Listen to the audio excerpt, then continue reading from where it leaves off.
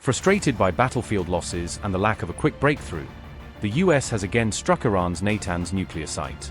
Trump continues to claim military success in Iran, but the repeated targeting of Natanz suggests Washington is still relying on renewed military action. After key allies refuse to join the war more directly, the US has returned to bombing Natanz, underlining how Washington is pressing ahead even without broad allied backing.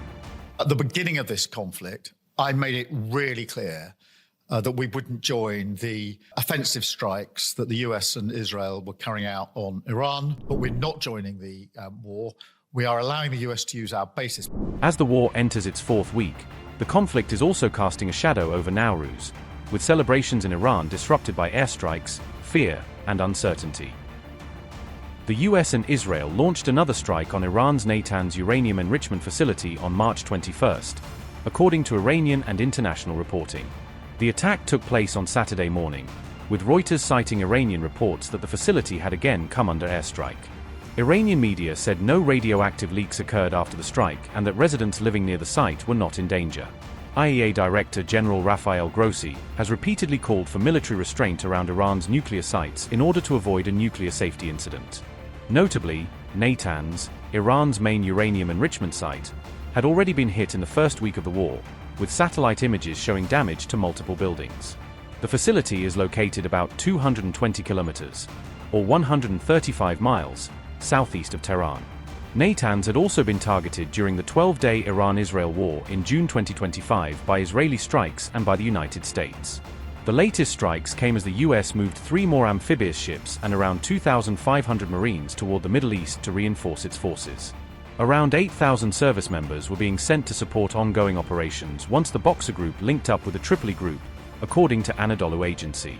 The USS Boxer Amphibious Ready Group departed from the US West Coast ahead of schedule, with troops cutting short scheduled leave to accelerate deployment. Meanwhile, President Donald Trump said the United States was carrying out the most complex and successful military operation of all time. Trump made the remarks despite mounting US military setbacks and as the war had entered its fourth week by March 21st. Yeah, we're the greatest military in the world, the strongest, the greatest, and we're proving that when you can take Venezuela in a matter of minutes, put somebody on a helicopter that was well guarded with thousands of people with iron doors. Those doors were like plastic. The United States Navy, the Marines, the whole military, we have the greatest in the world. I was so proud of what I did, and I always loved Space Force because that was my baby. That has never happened. That hasn't happened in 81 years, a new force, and it hadn't happened. And I think we all agree that Space Force has become, you think, right, very important to the success that we're having even now. Over the past few weeks, the world has seen the true strength and might of our sailors and aviators as they fought in one of the most complex and successful military operations of all time against the Iranian regime. And it's amazing. It's not, I don't want to get too crazy here. Not a contest. It's not even a contest. They do whatever they want. They had a lot of great equipment. Russian equipment, Chinese equipment, they had plenty of money.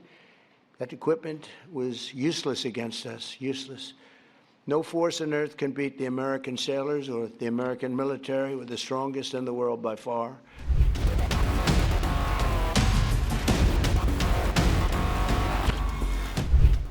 Iran launched 2 ballistic missiles toward the joint US-UK military base on Diego Garcia on March 20th, the Wall Street Journal reported, citing US officials. However, the Iranian missiles did not hit the base, with officials saying neither of the projectiles reached its intended target. One missile failed during flight, while a US warship reportedly fired an SM-3 interceptor at the second incoming missile. However, it remains unclear whether that SM-3 interceptor was actually responsible for the failure of the second missile.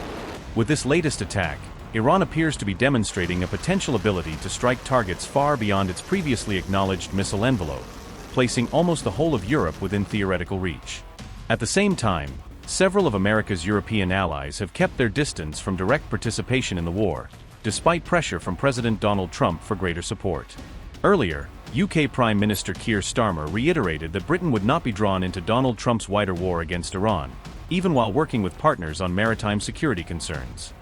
At the beginning of this conflict, I made it really clear that we wouldn't join the offensive strikes that the US and Israel were carrying out on Iran. We've got about 300,000 British nationals in the Gulf region, and it's important that we protect them and our Gulf allies. So we have got the RAF in particular flying aeroplanes across the region. They're actually intercepting strikes to stop them hitting people and buildings. So that's defensive action. But we're not joining the war.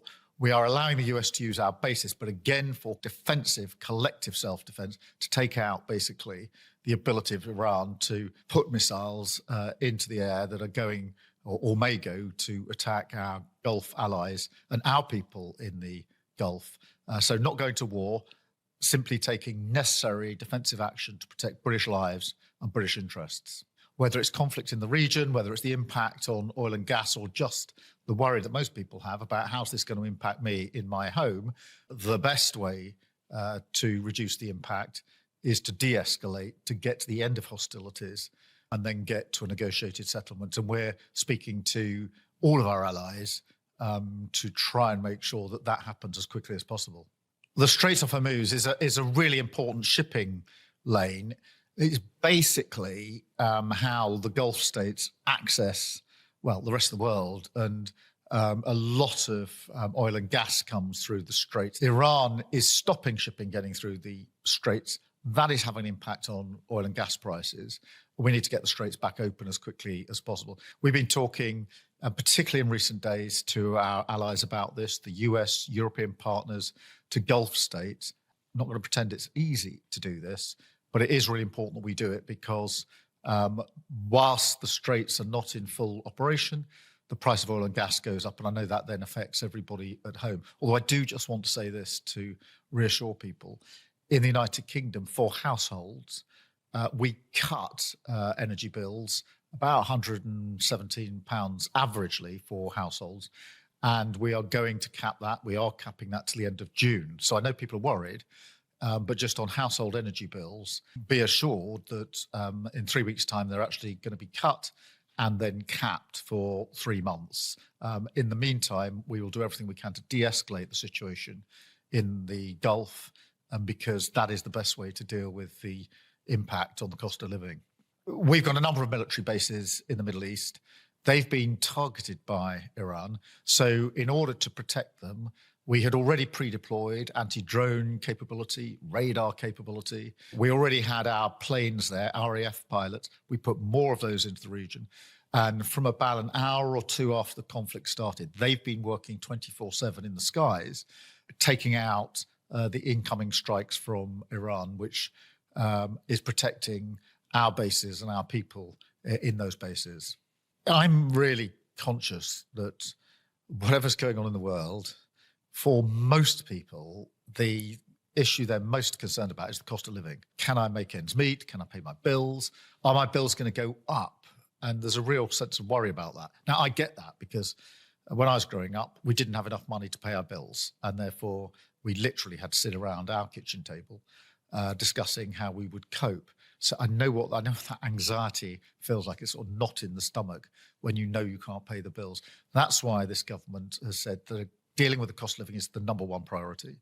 We have decided at the last budget to take money off energy bills. On average, for households, about £117. It'll vary a bit, but that's the average. Now, in 3 weeks' time, that decision goes into action, and therefore energy bills will come down, household energy bills, and then we will cap them for 3 months to the end of June. Whatever happens in the conflict, that will be the situation. I know that some people, particularly in rural communities and in Northern Ireland, use oil for their heating. And that's why today I've announced support for those that are using oil, because their prices will have gone up. I'm also saying, by the way, too many stories of deliveries being cancelled and then prices going up when the new appointment is made. We've got to stop any sense of people being ripped off. But we are putting that support in. And we'll look at what else we can do. Fuel duty for those that are driving is frozen through till September. In an uncertain world, those are certainties. Those are some of the things we're doing in relation to the cost of living.